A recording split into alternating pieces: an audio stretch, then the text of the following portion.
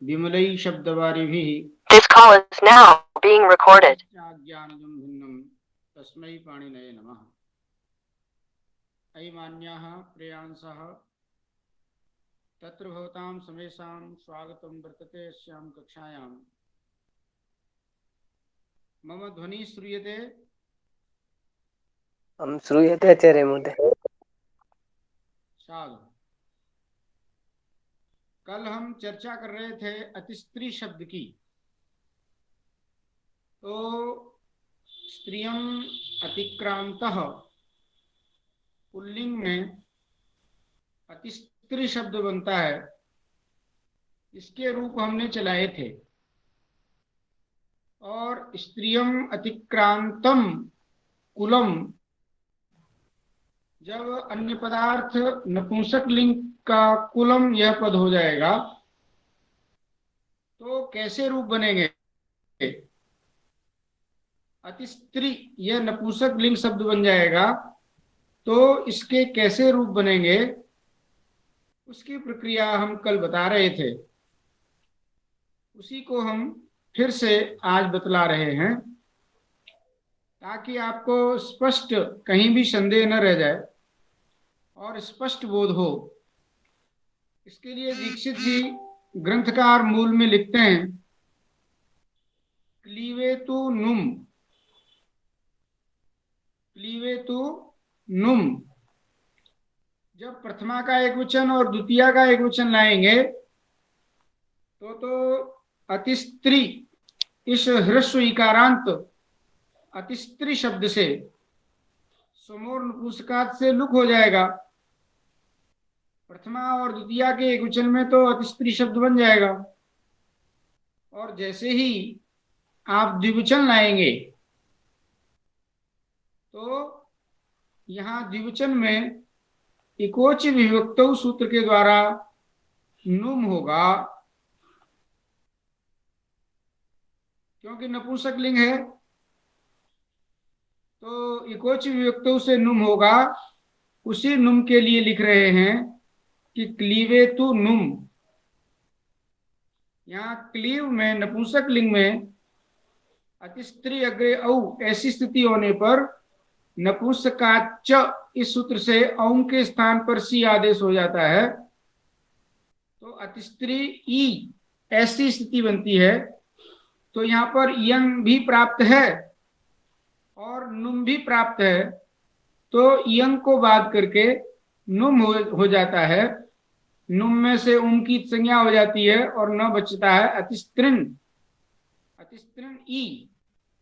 और अब नांत की उपधा को दीर्घ हो जाएगा, दीर्घ नहीं होगा। सर्वनाम स्थान है चा संबुद्धौ, संबुद्धि भिन्न सर्वनाम स्थान पर हो तभी दीर्घ होता है। अब ये तो संबुद्धि ही सर्वनाम स्थान ही पर में है, इसलिए यहाँ दीर्घ नहीं होगा, इसलिए केवल अणत्व हो जाएगा। और ई में ण में ई मिलकर के अतिस्त्रिणी, ये प्रथमा का द्विवचन और द्वितीया के द्विवचन में अतिस्त्रिणी यह रूप बनेगा। और जब जस में जाएंगे और सस में जाएंगे तो जससो सी, जस और सस के स्थान पर शी आदेश होता है। और सी सर्वनाम स्थानम, सी की सर्वनाम स्थान संज्ञा हो जाती है। अतः सर्वनाम स्थान है चा संबुद्धौ से दीर्घ होकर के, क्योंकि नुम हो चुका है, यंग का बाद हो गया है और न की उपधा को यहाँ दीर्घ हो जाएगा तो अतिस्त्रीन, अतिस्त्रीन बनेगा और अणत्व हो जाएगा और ई मिल जाएगा तो अतिस्त्रीणी। तो आपने देखा अतिस्त्री शब्द का नपुंसक लिंग में प्रथमा और द्वितीया में क्या रूप बनेगा? अतिस्त्री, अतिस्त्रिणी, अतिस्त्रीणी, पुनरपि अतिस्त्री, अतिस्त्रिणी, अतिस्त्रीणी। ये हो गई स्थिति यहां तक। अब तृतीयादि अजादि विभक्तियां आई तो वहां पर आपको पुंबोधभाव की स्थिति को मन में रखना है।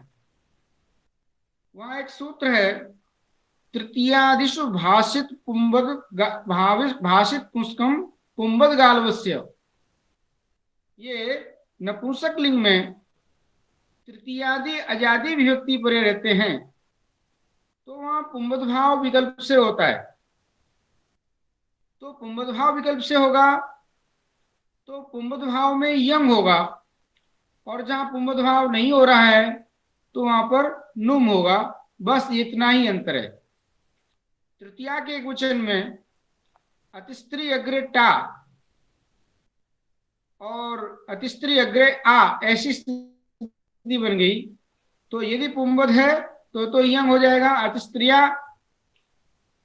और यदि पुंबद भाव नहीं हो रहा है नपुंसक लिंग में है तो नुम हो जाएगा एकवचन विभक्ति से, तो अतिस्त्रिणा। अतिस्त्रीण आ अणत्व हो जाएगा अतिस्त्रिणा। यही बात आपको ध्यान में रखनी है। अतिस्त्रिणा, अतिस्त्रिणे, वही अतिस्त्रिणा, अतिस्त्रिभ्याम, अतिस्त्रिभिः, अतिस्त्रिणे। इसके बारे में मूल में पंक्ति लिखते हैं ग्रंथकार, ङे प्रवृत्तादा बजादौ वक्ष्यमाण पुंबद भावात् पक्षे प्रागवद रूपम। ङे प्रवृत्तादि जो अजादि विभक्ति हैं उनमें वक्ष्यमाण जो पुंबद भाव है तृतीयादि सुभाषित पुंस्कम पुंबद गार्वस्य, उससे पुंबद भाव पक्ष में प्रागवद रूपम माने पूर्व में पुल्लिंग की तरह रूप चलेंगे, अर्थात वहां यंग होगा तो वहां अतिस्ट वो यंग न होकर के वहां क्या होता है घेरिंगित से गुण होता है। पुंबद भाव हो जाएगा तो यंग नहीं होगा, वहां घेरिंगित से गुण होगा। और तृतीया में क्या होगा आंगोनास्त्रियाम हो जाएगा। चाहे तृतीया के क्वेश्चन में क्या होगा, चाहे पुल्लिंग हो चाहे स्त्रीलिंग हो, अतिस्त्रीणा एक ही रूप बनेगा। ध्यान दो, यंग नहीं होगा क्योंकि घिसंज्ञा हो जाएगी, पुल्लिंग की तरह रूप चलाएंगे तो तृतीया के वचन में आंगो नास्त्रियाम से एक ही रूप बनना है, चाहे वह नपुंसक लिंग हो चाहे पुल्लिंग हो। जब नपुंसक लिंग होगा तब तो नुम हो जाएगा तो अतिस्त्रीणा बनेगा तृतीया के वचन में, और जब पुल्लिंग पुंबदभाव नहीं हुआ तो नपुंसक लिंग नहीं हुआ पुंबदभाव हो गया तो घिसंज्ञा होने के कारण आंगो नास्त्रियाम से आंग के स्थान पर ना होकर के भी अतिस्त्रीणा यही प्रयोग बनेगा। अतिस्त्रिभ्याम अतिस्त्रिभी। और चतुर्थी के क्वेश्चन में जब पुंबदभाव होगा तो इंगित से गुण होकर के और अयादेश होकर के अतिस्त्रय, और पुंबदभाव नहीं होगा तो नुम हो जाएगा तो अतिस्त्रिणे। अतिस्त्रये अतिस्त्रिणे, अतिस्त्रिभ्याम अतिस्त्रिभ्यः। ऐसे ही षष्ठी के एक वचन और पंचमी के एक वचन में ङसिङसोश्च सूत्र प्राप्त होगा। जब पुंबदभाव हो जाएगा तो घेरंगित से गुण होगा, ङसिङसोश्च से पूर्व रूप होगा अतिस्त्रे, और जब नपुंसक लिंग हो जाता है तो वह नुम हो जाएगा तो अतिस्त्रिणे। अतिस्त्रे अतिस्त्रिणः, अतिस्त्रिभ्याम अतिस्त्रिभ्यः, अतिस्त्रिणः और अतिस्त्रेः। अतिस्त्री अग्रे ओष, तो यहाँ पर पुंबदभाव होता है तो गुण होगा और अयादेश होगा। वहां जैसे अतिस्त्री अग्रे ओष बन गया तो इकोणिची से जण होगा अतिस्त्र्योः, और नुम होगा तो अतिस्त्रिणोः। और आम विभक्ति षष्ठी का बहुवचन लाएंगे अतिस्त्रियोः और अतिस्त्रिणोः।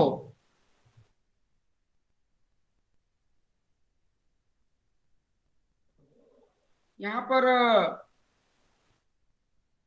षष्ठी के द्विवचन में अतिस्त्र्योः, यहाँ यंग किया जा रहा है, यण को बात करके यंग हो जाएगा तो अतिस्त्रियोः, और जब यंग नहीं होगा तो नुम होकर के अतिस्त्रिणोः।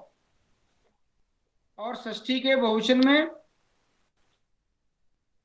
कुमुद्भा हो जा रहा है तो हृष्णोद्याप नुट से नुट होगा और नाम से दीर्घ हो जाएगा नाम, और नुम होगा क्योंकि नुम चिर त्रिज्युत भावेभ्यो नुट पूर्व प्रसेदेना, इसलिए नुट ही होगा, नुम नहीं होगा। स्त्री नाम यही प्रयोग बनेगा। और सप्तमी के एक वचन में वही फिर दोहराओ आप, एक बार तो नुम हो जाएगा तो अतिस्त्रिणी, और जब नुम नहीं होगा तो अच्छघे इत्यादि की प्रवृत्ति होगी, अतिस्त्रौ, अतिस्त्रियो और अतिस्त्रिणो और अतिस्त्रिषु, इस तरह से इन्होंने रूप बनाए। और आगे लिखते हैं स्त्रियाम तु प्रायण पुंबत, ये तो हमने पुल्लिंग और नपुंसकलिंग के रूप बताए थे। स्त्रीलिंग में तो पुंबत की तरह ही रूप चलेंगे। स्त्रियम अतिक्रांता काचित नगरी या गृहिणी, इस तरह से कुछ आप अन्य पदार्थ ले लीजिए स्त्रीलिंग को, तो वहां पर केवल सस में रूप बदलेगा। सस में प्रथम पुरुषवर्ण से पुरुषवर्ण भी होगा जरूर, परंतु वहां स को न नहीं होगा, अति स्त्री रूप बनेगा। और तृतीया के वचन में अतिस्त्रिया, ङिति ह्रस्वश्च इति ह्रस्वान्तत्व प्रयुक्तो विकल्पः, स्त्रीलिंग में तो ह्रस्वान्तत्व प्रयुक्त विकल्प होगा, मतलब एक बार तो नदी संज्ञा होगी और एक बार नदी संज्ञा नहीं होगी। तो नदी संज्ञा जब हो जाएगी तब तो अतिस्त्रियई ये रूप बनेगा, और नदी संज्ञा जब नहीं होगी तो अतिस्त्रेय ये स्त्रीलिंग में रूप बनेगा। इसी बात को आगे लिख रहे हैं ग्रंथकार।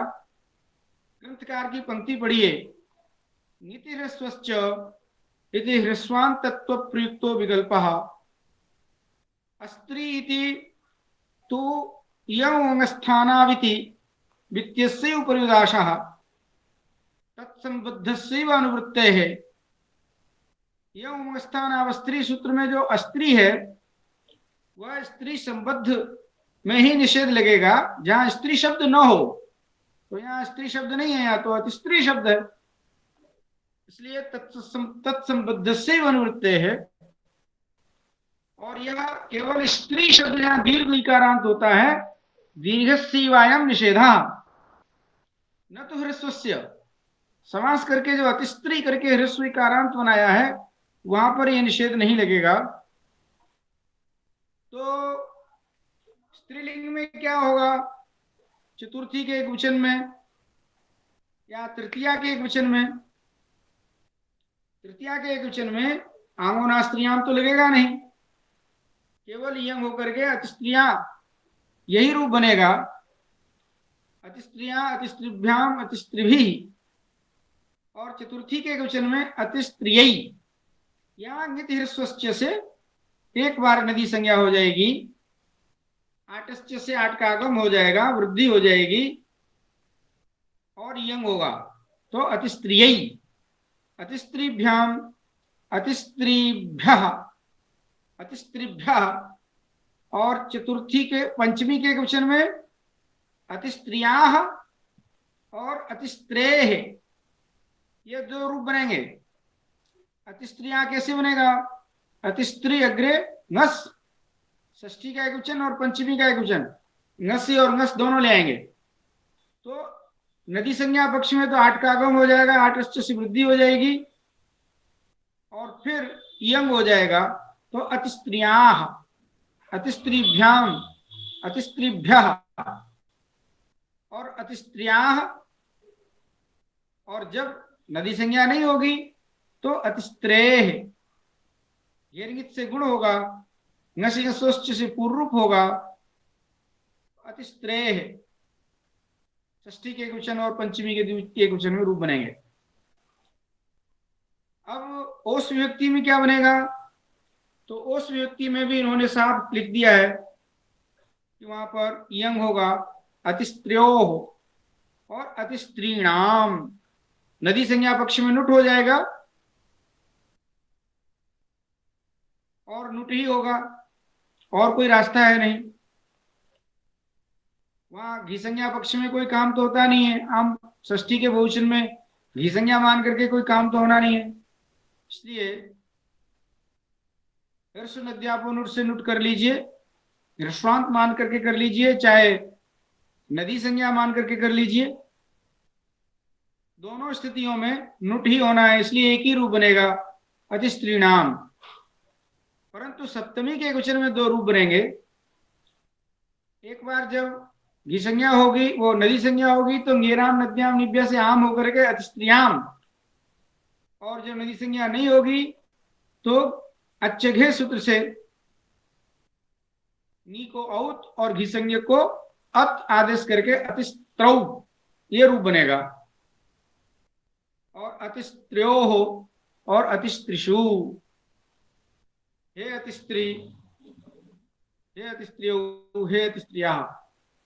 इस तरह से हमने कल भी ये रूप बताए थे, परंतु स्पष्ट बोध करने के लिए आज भी हमने यह आपके सामने पुल्लिंग, स्त्रीलिंग, नपुंसक लिंग, तीनों लिंगों में अतिस्त्री शब्द के कैसे कैसे रूप बनते हैं और क्या परिवर्तन होता है, यह हमने आपको यहाँ पर आज यह पूरा अच्छी तरह से सुस्पष्ट कर दिया। अब हम आगे बढ़ते हैं। आगे शब्द आ रहा है श्री, श्रयति हरिम इति श्री। श्री सेवायाम धातु से यह श्री शब्द बनता है। जो हरि की सेवा करता है या करती है, स्त्रीलिंग है ना, इसलिए श्री शब्द बनाना है। जो हरि की सेवा में रहती हैं, हरि की सेवा करती हैं, तो श्री। अब यहाँ श्री शब्द से प्रथमा का एक वचन सुविभक्ति लाएंगे तो यहाँ ऋतु विसर्ग होगा। यहाँ कोई नीप प्रत्यय नहीं है, इसलिए हल्न्यादिना सु का लोप नहीं होगा।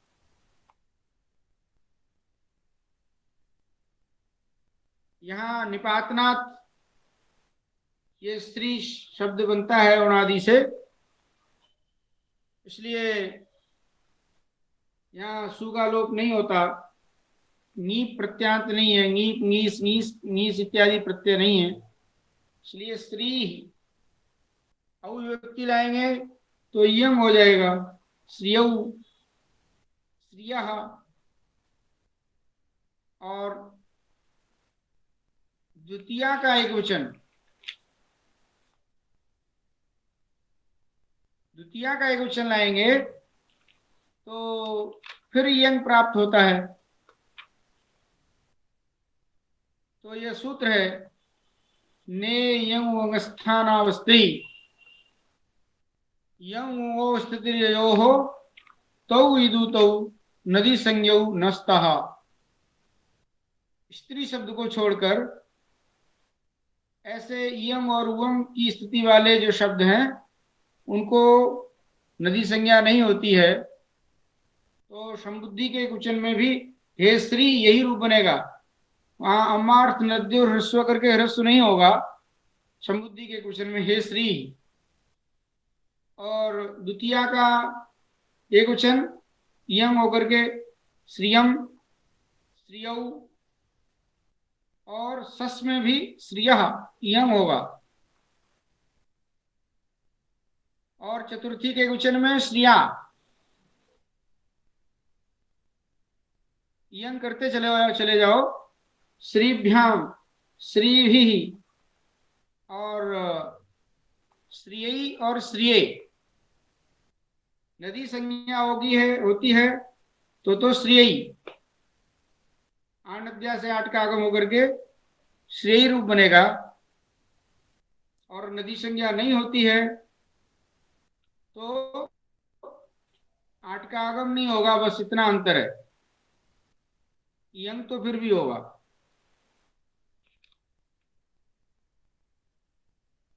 यहाँ पर नदी संज्ञा का जो विकल्पत्व है,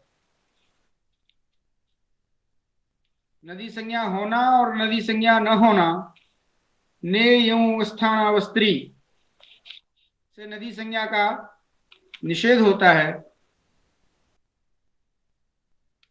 और निति ह्रस्वश्च सूत्र से नदी संज्ञा विकल्प से होती है। तो दोनों पक्ष हैं, पर अंतर इतना ही है, नदी संज्ञा होती है तो आठ का आगम होकर के आठश्च से वृद्धि होकर के फ्री यंग होता है, और नदी संज्ञा नहीं होती है तो केवल ऐसे ही यंग होकर के श्रिये श्रियै श्रिये श्रीभ्याम श्रीभ्यः श्रियाः श्रियः श्रीभ्याम श्रीभ्यः श्रियाः श्रियः श्रियोः, और जैसे ही आम विभक्ति लाएंगे श्री अग्रे आम बनेगा तो वामी सूत्र है।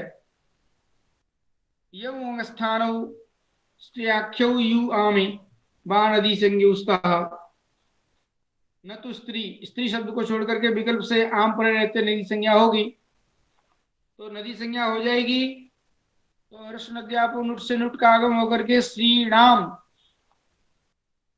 और नदी संज्ञा नहीं होगी तो यंग होकर के श्रियाम, षष्ठी के बहुवचन में श्रीनाम और श्याम दो रूप बनते हैं, सप्तमी के एक वचन में भी श्रियाम बनेगा। ये नाम नद्याम निभ्या से नीम नदी संज्ञा पक्ष में आम होकर के आठ नद्या से आठ का आगम होकर के आठ से वृद्धि होकर के और यंग होकर के श्रियाम, और जब नदी संज्ञा नहीं होती है उस पक्ष में श्री श्री केवल यंग होकर के रूप बनेगा, श्रियो हो और श्रीशु। अब इसके श्री शब्द के रूप चला लीजिए। मैं एक बार फिर से श्री शब्द के रूप दोहरा देता हूं, आप लोग भी गुनगुना लीजिए मन मन में। श्री श्रियौ श्रियः श्रियं श्रियौ श्रियः श्रिया श्रीभ्यां श्रीभिः श्रियै श्रिये श्रीभ्यां श्रीभ्यः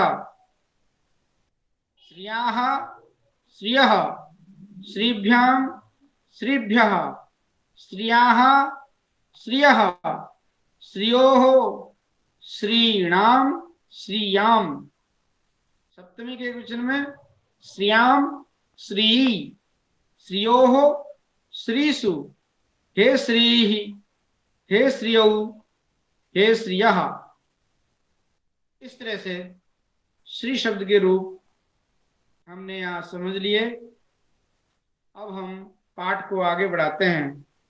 मूल में आगे ग्रंथकार लिख रहे हैं, प्रधि शब्दस्य तु वृत्तिकारादीनां मते लक्ष्मीवद रूपम। प्रधि शब्द आपने पुल्लिंग में देखा होगा, सिद्ध किया होगा, पर प्रधि शब्द स्त्रीलिंग में भी होता है। तो स्त्रीलिंग में इसके कैसे रूप बनेंगे? तो वृत्तिकारादि मतों के, वृत्तिकारादि जो मत हैं, आचार्य हैं, वृत्तिकारादि जो आचार्य हैं, वामन जादित्य इत्यादि, उनके मत से तो यहाँ पर लक्ष्मीवद रूपम,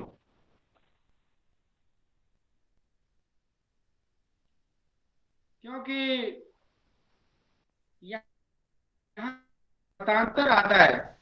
कोई कहता है कि नित्य स्त्रीलिंग शब्द जहां होगा, मेरी आवाज आ रही है आपके पास? हाँ जी आ रही है आचार्य जी। ठीक है ठीक है। तो यहाँ मतांतर ये है कि स्त्रीलिंग होना और नित्य स्त्रीलिंग होना दोनों में अंतर है।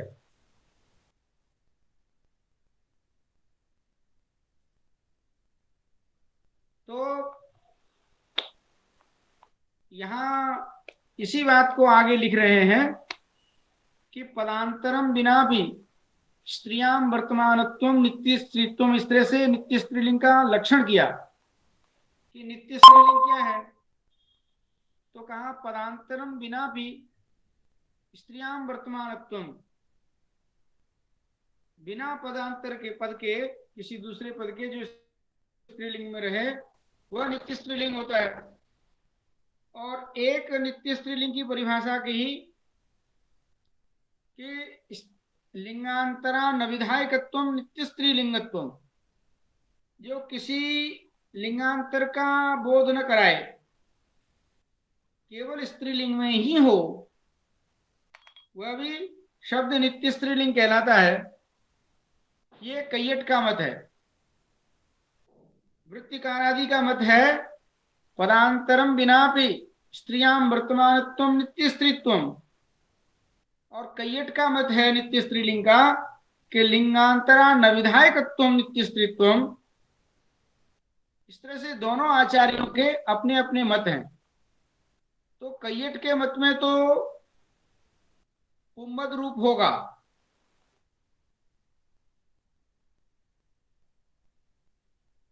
पुंबद माने प्रधि शब्द के पुल्लिंग में जो रूप चलाए थे आपने, वहां पर जिस तरह से आपने प्रधि शब्द के रूप चलाए थे वैसे ही रूप चलेंगे। और आचार्य जो काशिका वृत्तिकार आदि हैं उनके मत से देखेंगे परांतरम बिना स्त्रियां वर्तमानत्वम नित्य स्त्रीत्वम, उस पक्ष में आपको लक्ष्मी की तरह रूप चलाने हैं प्रधि शब्द के, अर्थात लक्ष्मी शब्द के जैसे रूप बनते हैं उस तरह से भी रूप बनेंगे, और पुल्लिंग में जो प्रधि शब्द के रूप चलते हैं उस तरह से भी स्त्रीलिंग में रूप बनेंगे। ये कहने का अभिप्राय है, और कोई यहाँ अभिप्राय विशेष नहीं है। अब हम प्रधि शब्द का स्त्रीलिंग में क्या अर्थ होता है उसको हम यहाँ समझ रहे हैं। प्रकृष्टाधी इति विग्रहे तु लक्ष्मीवत, प्रकृष्टा चासौ धी इति प्रधि, स्त्रीलिंग हो गया तो लक्ष्मी की तरह रूप चलाइए। लक्ष्मी में क्या होता था, सब में यण होता जा रहा है, तो सब में यण करना है आपको। प्रधि प्रध्यौ प्रध्य, प्रध्यम प्रध्यौ प्रधि, क्या प्रध्य, इस तरह से अमिशि च प्रध्यम प्रध्य, यही रूप बनेगा। अम पर रहते प्रध्यम ही बनेगा, और सस में प्रध्य यही रूप बनेगा। तो प्रधि प्रध्यौ प्रध्य, प्रध्यम प्रध्यौ प्रध्य, प्रध्या प्रधिभ्याम प्रधिभिः, प्रध्ये प्रधिभ्याम प्रधिभ्यः, प्रध्ययी जब लक्ष्मी की तरह रूप चलाएंगे तो प्रध्ययी प्रधिभ्याम प्रधिभ्यः, प्रध्या प्रधिभ्याम प्रधिभ्यः, प्रध्या प्रध्यो प्रध्याम, और प्रद्धि प्रध्यो, षष्ठी के एक वचन में, षष्ठी के बहुवचन में प्रध्याम, और षष्ठी के सप्तमी के वचन में भी प्रध्याम। और जब आप उसकी तरह चलाएंगे कैयट के मत के अनुसार तो पुल्लिंग की तरह रूप चलेंगे। प्रधि प्रध्यौ प्रध्या, प्रध्यम प्रध्यौ प्रध्या, प्रध्या प्रधिभ्याम प्रधिभि, प्रध्ये प्रधिभ्याम प्रधिभ्य, प्रध्या प्रधिभ्याम प्रधिभ्य, प्रध्या प्रध्यो प्रधीनाम प्रध्याम प्रध्यो, प्रध्याम नहीं प्रद्धि प्रध्यो प्रधिषु, इस तरह से हमने यहाँ पर प्रधि शब्द के भी रूप चला लिए। अब सुधी शब्द के रूप चलाने हैं तो सुष्ठु धीर यस्या काचित महिलायाः, कोई महिला है जिसकी बुद्धि बहुत अच्छी है, सुष्ठु धीर यस्या सा सुधी, अथवा सुष्ठु ध्यायति, अच्छी प्रकार से ध्यान करने वाली है कोई महिला। इन दोनों विग्रहों में वृत्तिकार के मत में तो शुद्धि शब्द के रूप स्त्री की तरह चलेंगे।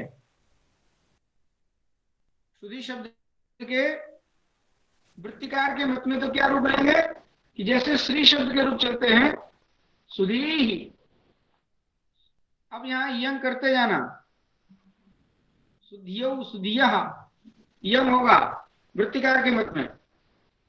जैसे स्त्री शब्द में आपने स्त्री स्त्रियो स्त्रिया रूप बनाए थे, यंग किया था, तो सुधी सुधियो सुधिया सुधियम सुधियो सुधिया सुधिया सुधिभ्याम सुधीभि सुधियै सुधिभ्याम सुधिभ्यः, दो रूप बनाए थे चतुर्थी के वचन में, सुधियै और सुधिये, सुधिभ्याम सुधिभ्यः सुधियाः सुध्याः सुधि सुध्यः सुधियः सुधिभ्याम सुधिभ्यः सुध्याः सुधियः सुध्योः और सुधियाम सुधीनाम, और सप्तमी के वचन में सुध्याम और शुद्धि शुद्धियोः सुधिषु। और जब आप दूसरा विग्रह करेंगे शुद्धि शब्द का, सुष्ठुधि इति विग्रहेतु, अर्थात जहां अन्य पदार्थ नहीं है तो भी श्रीवदेव श्री शब्द के रूप की तरह ही बनेंगे, कैयट का मत है।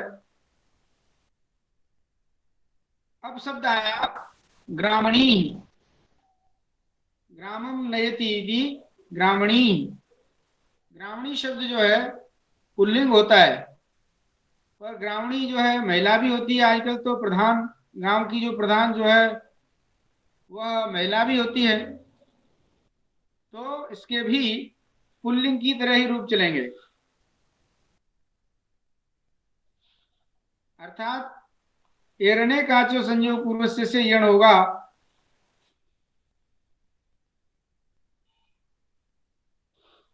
जहां अनेकाच नहीं होता तो वहां यंग होता, क्योंकि ग्रामणी शब्द अनेकाच है। ग्रामणी ग्रामण्यौ ग्रामण्यः ग्रामण्यम ग्रामण्यौ ग्रामण्यः ग्रामण्या ग्रामणीभ्याम ग्रामणीभिः ग्रामण्ये ग्रामणीभ्याम ग्रामणीभ्यः ग्रामण्या ग्रामणीभ्याम ग्रामणीभ्यः ग्रामण्या ग्रामण्यो ग्रामणीनाम ग्रामण्याम ग्रामण्यो ग्रामणीषु, इस तरह से रूप चला लेना। ग्रंथकार लिखते हैं ग्राम नयनस्य उत्सर्गतः पुम धर्मतया पदांतरम बिनापि स्त्रियाम अप्रवृत्ते है। तो पदांतरम बिनापि स्त्रियाम वर्तमानत्वम नित्य स्त्रीलिंगत्वम है, तो ये वृत्तिकार आदि का मत है। तो इस तरह से आपने पुल्लिंग की तरह रूप चला लिया, भले ही वह स्त्री अर्थ को कहे पर रूप पुल्लिंग की तरह चलेंगे। एवं खल पवनादेरपि पुम धर्मत्वम औत्सर्गिकम बोध्यम, ऐसे ही खलपु शब्द है,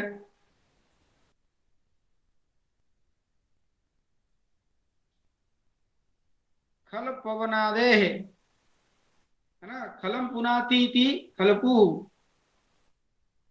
ये भी पुरुष का ही धर्म है। खलिहान को पवित्र करना, बनाना, ये भी पुम धर्म होने के कारण खल पवनादेरपि पुम धर्मतया औत्सर्गिकम रूपम बोध्यम। खलपु शब्द के भी पुल्लिंग की तरह ही रूप बनेंगे, उसका कोई स्त्रीलिंग में कोई परिवर्तन नहीं होगी, सब में यण होगा। खलपु खलपौ खलप्वः खलप्वम खलप्वो खलप्वः खलप्वा खलपुभ्याम खलपुभि खलप्वे खलपुभ्याम खलपुभ्या खलप्वा खलपुभ्याम खलपुभ्या खलप्वा खलप्वो, क्योंकि अनेकाच हो गया इसलिए यण होना है, कु धातु है, यंग तो होना नहीं है। यणेकाचो पूर्व से यण करते चले जाइएगा। इस तरह से ये ईकारांत शब्द हमने अयंत स्त्रीलिंग ईकारांत शब्दों को सिद्ध किया। अब शब्द आ रहा है धेनुर्मतिवत। धेनु शब्द स्त्रीलिंग में है और इसके रूप मति की तरह चलेंगे। धेनु धेनु धेनवः धेनुम धेनु धेनु,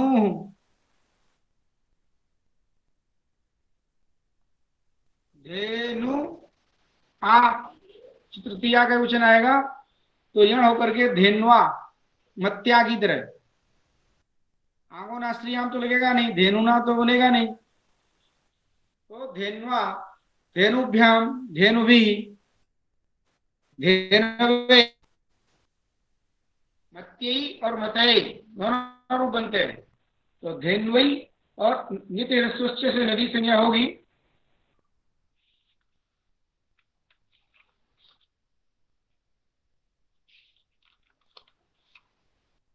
तो ये तो नदी संज्ञा कैसे होगी? नित ह्रस्वश्च से नदी संज्ञा कैसे होगी? कहा कि इवर्ण की और उवर्ण की दोनों की नदी संज्ञा करता है ना। यम स्थानो स्त्री शब्द भिन्न, इसलिए नदी संज्ञा हो जाएगी। तो धेन्वई नदी संज्ञा होगी तो आठ का आगम होगा, आठ से वृद्धि होगी। धेन्वई और धेनवे, धेनुभ्याम धेनुभ्या, धेन्वाह धेनोह, धेनुभ्याम धेनुभ्या, धेन्वाह धेनोह, धेनवोह और धेनुनाम नदी संज्ञा पक्ष में, और नदी संज्ञा के भाव पक्ष में धेनुनाम, यही प्रयोग बनेगा। और सप्तमी के वचन में धेन्वाम और धेन्वी, धेन्वो, धेनौ, धेनौ भी बनेगा जब नदी संज्ञा नहीं होगी। तो नदी संज्ञा नहीं होगी तो धेनौ, और नदी संज्ञा हो जाएगी तो ये राम नद्याम निभ्य से आम हो जाएगा, आठ का आगम हो जाएगा, धेन्वाम। और धेनौ, धेन्वो, धेनुषु,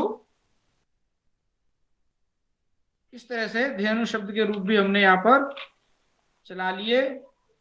अब जो है क्रोष्टु शब्द आ रहा है स्त्रीलिंग में, उसके रूप हम कल चलाएंगे।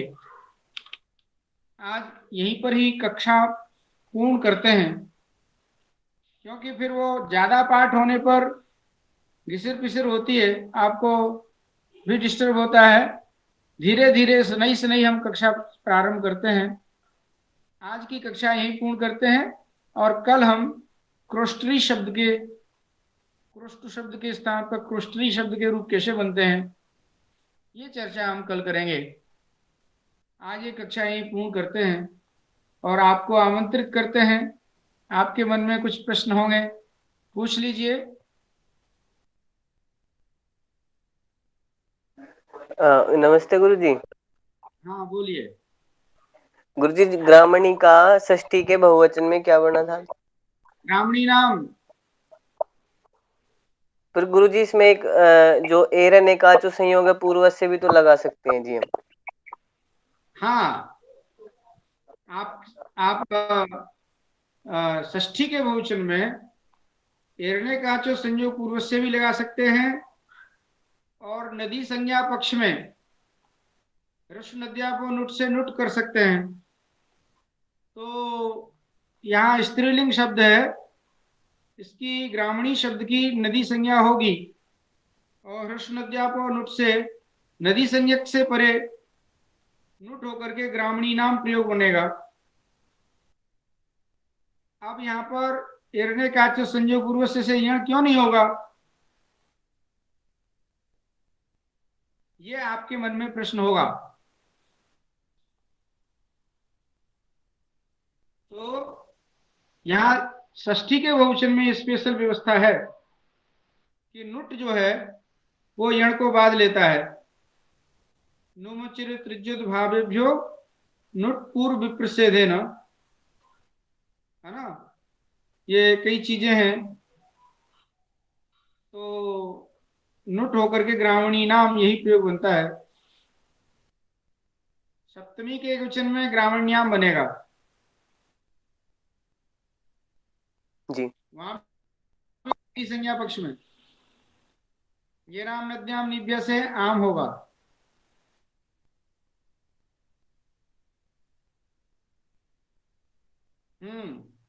सागर जी। हाँ जी गुरुजी। ठीक है। हाँ जी गुरुजी। से करिए, आप अच्छी तरह से पूछिए और अच्छी तरह से प्रश्न रखिए। कोई भी बात होती है जब तब तक आप जी मत करें, तब तक जब तक आप समझ न लें। खूब अच्छी तरह से समझिए। यहाँ सब पूरा समय पड़ा हुआ है, पूरी रात्रि पड़ी हुई है आपको समझाने के लिए। जब तक आप स्पष्ट रूप से समझ नहीं लेंगे, संतुष्ट नहीं हो जाएंगे, तब तक पढ़ने का कोई मतलब नहीं है। इसलिए खूब अच्छी तरह से निर्भीक और निडर होकर के आपको सारी चीजें समझनी है और अच्छी तरह से इनका प्रयोग करना है। यहाँ जल्दबाजी में रूप सिद्धि में दिक्कतें होती हैं और बहुत बड़े बड़े पंडितों को हमने अशुद्ध प्रयोग करते हुए देखा है। व्याकरण का संस्कार नहीं रहता है, इसलिए ऐसा होता है। और कुछ नहीं जी, और तो कुछ नहीं जी। ठीक है फिर। गुरुजी आज गुरुजी मनोरमा का ऊपर जो लिखा है आज अच्छा लगा आपका? जो मनोरमा का ऊपर जो दिया एक श्लोक लिखा था बसंत लका में, अच्छा लगा?